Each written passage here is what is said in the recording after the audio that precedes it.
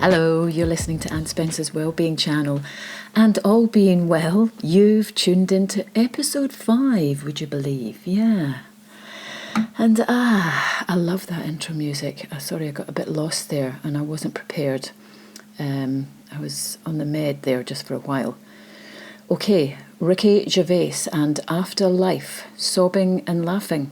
I've read that is all a catharsis. Cathartic. And now I believe that. It's true. I really believe it.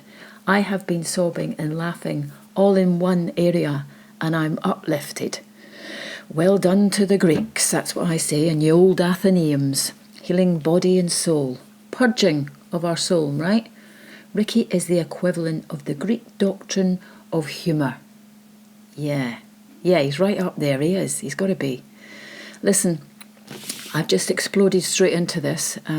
I'm going out on a limb, so to speak, an ad-lib limb, because previous episodes I've kind of scripted to structure, more of a script and a structure, if you like, and I still need the structure, to be honest, because when I digress, I bloody need a lampoon to pull me back in case I repeat myself all the time or digress off the subject. So I do still need the odd pointer, so long as everyone can hopefully understand where I'm coming from, you see. So I'm here, more exposed. Yes, I'm exposed. I'm not sitting here with no clothes on. Just the thought of it. I'm just more vulnerable. Yeah, I'm vulnerable without an anchor of script. That's what it is. So join the vulnerable club, guys. The clan vulnerable. It's all good. Well, we're only human. I am vulnerable. I'm unzipping my zipper now. Right, so that's where I'm at, so you understand, you know.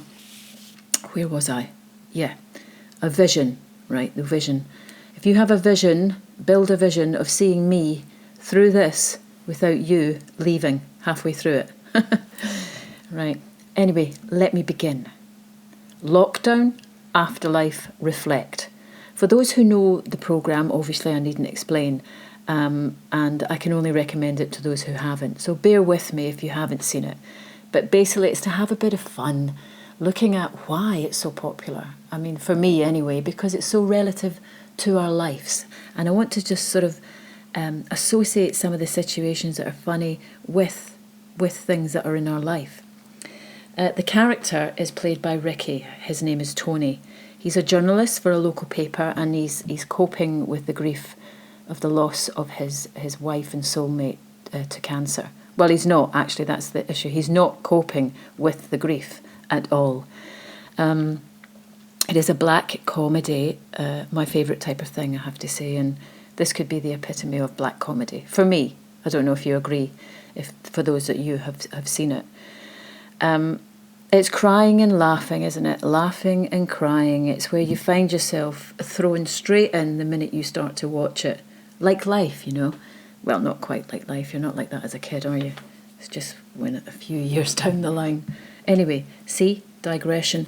A few minutes into it, you get the gist of it. Okay, he's a journalist. He's working away. He's not coping with the grief.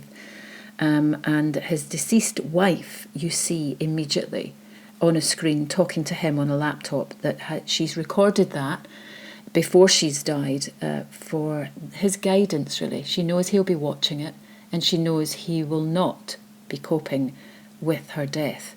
So she wants to help him get out and socialise, you know, don't do anything silly after she's died. And this is really quite, as I say, thrown into that emotion is just unbelievable. He has a dog as well, and you see the dog obviously there with him. She says to him, he needs you to look after him. He won't have anyone, you know, all this sort of thing. So you're thrown into it, as I say, and the actors, all of them, portray the characters so empathetically. They really do. In some scenes I felt as I was watching a documentary, but for the comedy sketches that are thrown in naturally.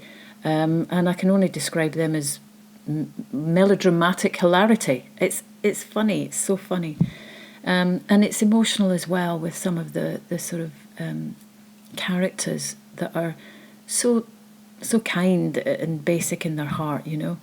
So it does reflect life, for me certainly, and it mirrored some of the situations for me actually, which is why, again, here I am, compelled. I lost my husband, and he was a soulmate, to cancer about 4 years ago. And alongside that, my father was in a care home struggling with Alzheimer's. And I lost him 3 years ago. So both my husband and dad were they were ready to leave this world. That doesn't make it any easier, but it was a relief that neither were no longer, when they left the world, struggling with the lack of quality in their life. For my husband as well, who for 7 years was unable to eat, drink, or anything like that for 7 years. In reflection, I still don't know how he's done that. And so many people who are living without this quality and keeping themselves, you know, as positive is unbelievable, and it's heart-rending as well as inspiring. But as I say, he has gone now, as my dad, and two people that are so significant in life, as we all know, as we've all experienced, who leave you. What do? You know, it was one of those things where when you're watching this afterlife show, all of the things that we've experienced, I'm sure you would agree, those who've watched, it brings everything up to the fore. And when I was talking about being cathartic, and it is in a way, you know, in all seriousness. So when Ricky sits, or the character, Tony, goes to the home and he's sitting with his dad, visiting him, as he did every day, his dad is completely, because he has Alzheimer's, unaware that his daughter-in-law, that would be Ricky, or Tony's, I'll just call him Ricky for the sake of it, his wife has died. He doesn't know that because he can't remember, sadly. So when Ricky's reaction is poignant to me, because when he starts relating really completely to his dad, as I did, it's agitation. It's not, you know, it doesn't look like he's loving him. He is, but he's agitated with the disease, really. And you get frustrated because within your own grief, it is it's not selfish because you're feeling that pain, but you're expecting other people to understand that and their lives to understand it. So if you have a father who has Alzheimer's, he did portray that sort of thing so well in that scene. I don't know if you've seen that, well, you would have seen that, and how you would agree with that. And then the success of the show is understandable then, you know. So you see him watching continuous videos of him and his wife together in the past before she died, and he never wanted to dance with her. He said various things he shouldn't have, you know, as we all do, because we can't sit to ponder mortality when we're having fun, so to speak. So we all get that. And we have coping mechanisms as well during times like these. For me, I think, as I like to put it, or as my husband used to put it, I think we're living in Egypt, Anne, he used to say. Living in Egypt? What do you mean? And he'd say, we're in denial. Yeah. That's funny, isn't it? Yeah, well, that's what he used to say, and it did make me laugh through those times. Kind of reaches existential thoughts of contemplation, if you like. You know what I mean? Do you know what I mean? Do I know what I mean? But I was at the stage where, what do I do? Where do I go from here? You know, the loss of people that make life the way it was for me. I got to thinking that, you know, well, other people around me are going through the same things. And the way I see it, I guess I've always tried to help people around me, family, friends, if I can. I really haven't. Or certainly, I don't do a great job at making money. I don't mean that I don't make money or go out and work. But to the degree where I've had a couple of really great jobs where it could have really moved me forward if I considered making it a fabulous career. But as such, I didn't. And I suppose it's really because it led me to acting, because I love acting, and I finally went on to study that. But to wheel myself in again, acting characters through where I was when I was doing that. It breaks you into the presence of the state of mind that you're in, presence in which we love and we live and we feel. That kind of helped me through those difficult times as well. It really did. And Ricky, on his character, he has all that guilt when he's looking at all those past videos, thinking he should have done this, said that, got up and danced when he didn't, and she wanted him to. So that leads to his self-depleting inner mindset, taking that a little bit further into depth. I hate to remove the funniness from the comedy, but it is funny as well. But there is a background to that, isn't it? And that's brought about by his grief, that self-depleting mindset, not coping with the loss.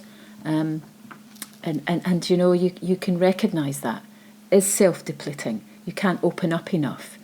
I mean, we are right in the middle of COVID-19. It's May 2020 when I'm doing that. The circumstances that we find ourselves in will become historic.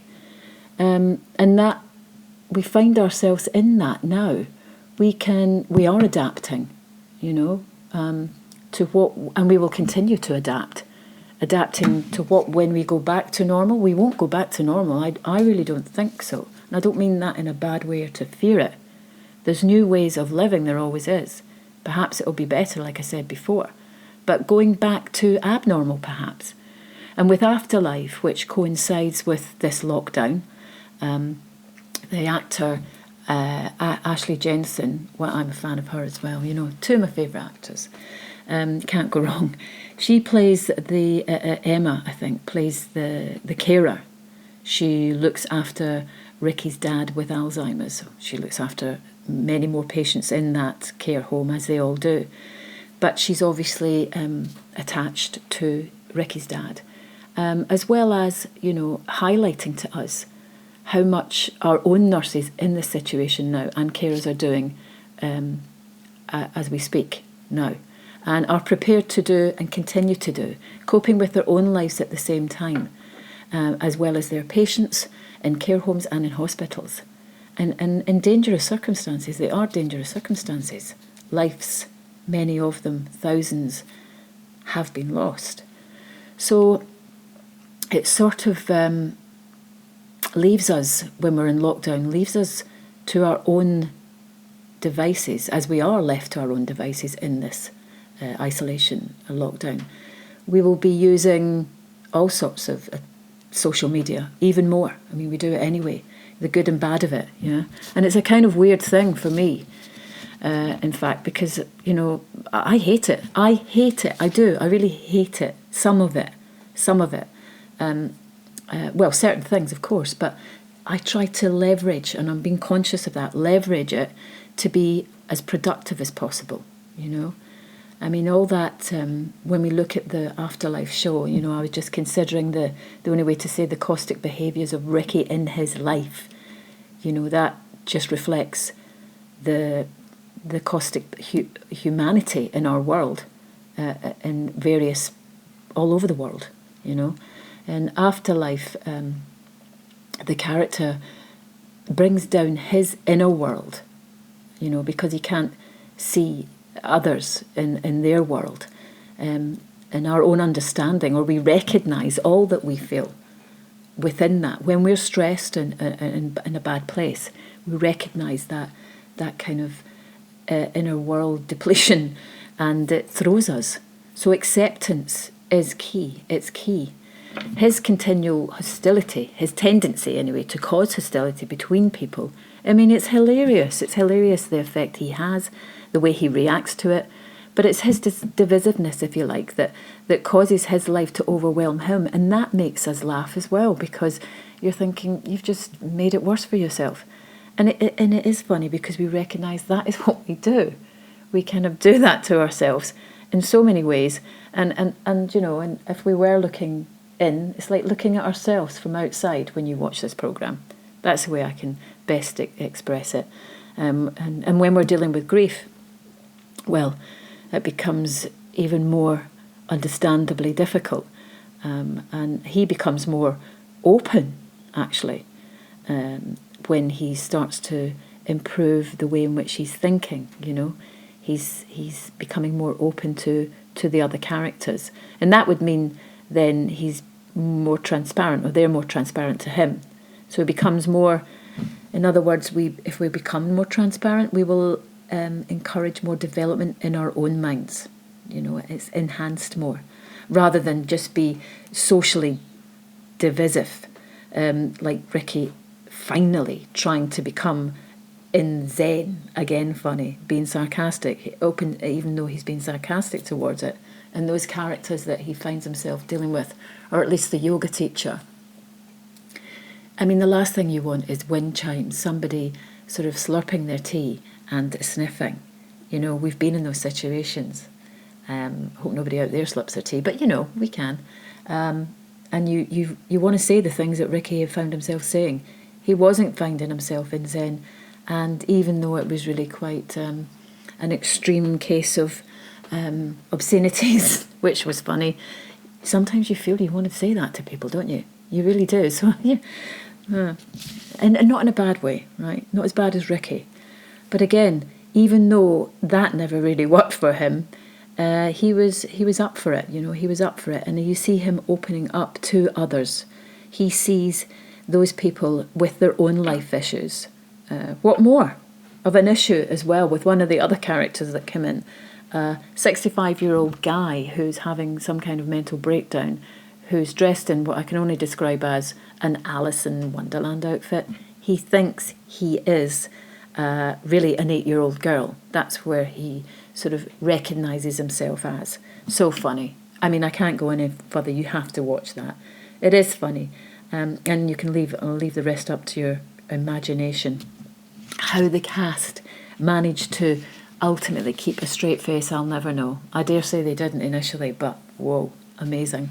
So in the second series, though, I found myself really rooting more for Tony, that would be Ricky, and Ashley Jensen playing Emma, to find the path to love. You want them to so find the path to love. It'll help him, if only he could see it. And she is so attached to him, and she's a carer working away really hard, has fallen for him, So while they never quite make it, though, they do engage a lot to a degree.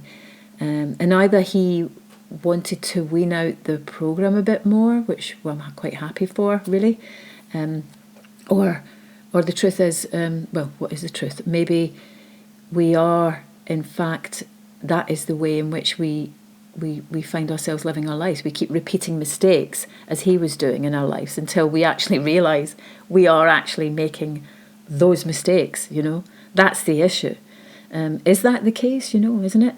Of Ricky doing it, that of just continually doing the same thing and expecting different results, or maybe he and the character's not really wanting different results. He wants to continue with his wallowing that you could see in his grief, but it's not really wallowing. He's trying to come to terms with it, but he's finding it very hard. But there you go, digressed again. Pull in, structure, where's my piece of paper? So instead of being open to change anyway, the character, why we all adopt or adjust to our situations in similar ways, even temporary solutions for us can work as we move forward day to day, because it is just day to day. Those certain solutions help us adjust psychologically. But the stress of loss, we really do have to be very careful, is the way I see it, and that, because it's kind of happened to me, to monitor the solutions that we're using to be sure it doesn't exacerbate the condition, because that can happen. In other words, it can cause other health problems, And in afterlife, his inner world never really allowed him to see those people around him working to help him. And themselves at the same time, in their own life situations. So the series, or rather in series 2, the character is softening towards others. It's very subtle, and almost like he surprises himself, the look of in his face. I mean, it's great, and so it's warming to see. I love it. He's reevaluating his way of life suddenly, talking to people, being careful with what he says, maybe, and actually then doing things for them. And there's yet another woman who he sits with, and that's throughout series 1 and 2. I love this interaction with the actor or actress Penelope Wilton. She is a character playing, sitting at the graveside of her husband who she's lost, who she loves. But she's more like a mother to him, a mother that he's lost a few years ago, and the father who, obviously, the father that he has with Alzheimer's can no longer say the things that a parent would like to or he would like to hear. She's kind of like, she touches his face and says things like, "You're a good boy. Don't worry, you're a good boy." Things that only a mother would likely say to you, you know, and he gets comfort from that. Comfort that she's in the same position, but also that she understands him. She really starts to look at him as she would a son, I think. And those points in the programme are so warm and so wonderful. When you see him walking alongside to sit on the bench with her, you know, you're like, oh, what they're going to talk about now, it's going to be so nice, you know. She tells him, allow yourself to be good, allow your life to be good, you know. And she says all those things. It's just so warming. So his inner monologue really is changing, you know, that's all changing for him. Allowing himself to be good, he's pondering, you know. Then he walks away and then he goes into life or goes into work with this, having sort of expelled a little worry from himself, you know. So we have to, if you understand, he's releasing that attachment of what he thinks he should do in his mind, you know. We all think we should do certain things because we constantly have things filtering in and bringing all these things into our attention, all the information and stimuli that we all have to cope with, in and out the head. Oh my God, can I take any more, you know? And all that mixed up with all our pre-existing things or thoughts and beliefs, you know? I mean, that's where I've been reflecting quite a bit. All this social distancing, well, the lockdown, I feel I am, and I'm sure I can see it in a few other people, we're experiencing a reawakening, you know? Sounds quite a airy-fairy, but really, it's just paying attention. Reawakening is more and more people realise that the way of life we have been aspiring to, pre-COVID, if you like, hasn't really produced a great deal of well-being, if you think about it. Maybe for some, but I think overall the majority not. And of course, the reason that the wellness industry is actually booming like some massive big thing now, because I think we're seeing the proof that we're seeking some kind of sanctuary from the I must get syndrome, you know, get to A to B at a rate of knots, you know. Under lockdown, we are now enjoying that again. I can see that in my daughter, who has 2 young children, a full-time job, and, you know, the blue-assed fly running about here, there and everywhere. And of course, things have to be, you know, bills have to be paid, work has to be done. But, you know, in the lockdown, we're enjoying that again without, you know, it's pulled it away from us. Some of us are on furlough, some of us aren't, but we have no option but to take in those moments that we can sometimes overlook. You know, it sounds obvious, but hey. And of course, in Afterlife, Tony, he starts to see more vulnerability in everybody as well as himself. You know, that we are all trying, they're all trying to make good of what they have, of what they've got in life. We all struggle with situations emotionally and otherwise. The list is endless. We can constantly think of things that might take us to a different level of thought, you know, not a very nice one at that. So we just need to give a helping hand and just a small gesture when we receive that from someone. You know, we realise then that we were, you know, you can get quite emotional, but that's just your spirit's needing lifted. It really is. And that's why this series probably reminds us all of that. That's what I take from it. I mean, if anybody has anything that they don't like about it, drop me a line and let me know, because I'd be interested. Whereas I think all of us realise that we rely on community, yeah. And from that programme, and obviously we know grief does exist. It always has done, Our Greek friends of the past dealing with it forever, for thousands of years, finding ways to uplift our spirit as a human being when we are faced with loss. But, we are... there's so many good things in our life as well. We've got to just look around and focus on those gifts that we have. Pay attention, it's what we can make of ourselves. Can we make ourselves better in our inner world? Yeah, it gives more meaning.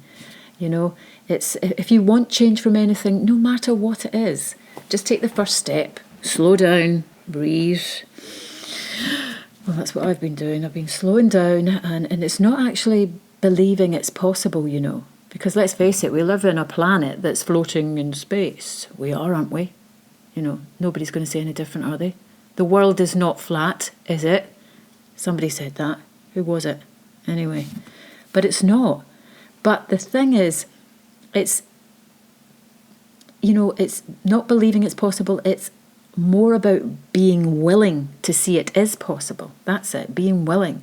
And like the Gervais character, he can't, or certainly he couldn't just jump from being the skeptic guy to a wholehearted believer in himself. Not through those times. It was a small step, the step in between.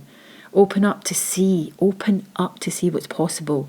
Dare yourself enough to see what's possible in you. Create that vision of what life is offering to you. That death is part of life, but death gives meaning as well. It gives meaning. That program gave meaning, watching that, and then the meaning is that. Well, it's meaning to our existence. It reminds us how precious life is and make the most of it. Focus on all those things that you have, And in the words of Ricky, or at least from the programme, nothing is as good unless it's shared. And, you can cross the board with that. You really can. There's always good times ahead. And that's why I keep a bottle of champagne in my fridge. So when I open it up, any excuse will do. But certainly there's always going to be something to celebrate. And that little bottle of champagne always reminds me of that. It always reminds me that I've got something to drink when I want as well. But hey, that's the way it is. But anyway, there you go. So till next time, I hope this wasn't too bad in terms of just like having one continual speech. We all make mistakes. In fact, well, that's it, we do. Nobody's perfect, is it? So till next time, and thanks for listening. Bye for now.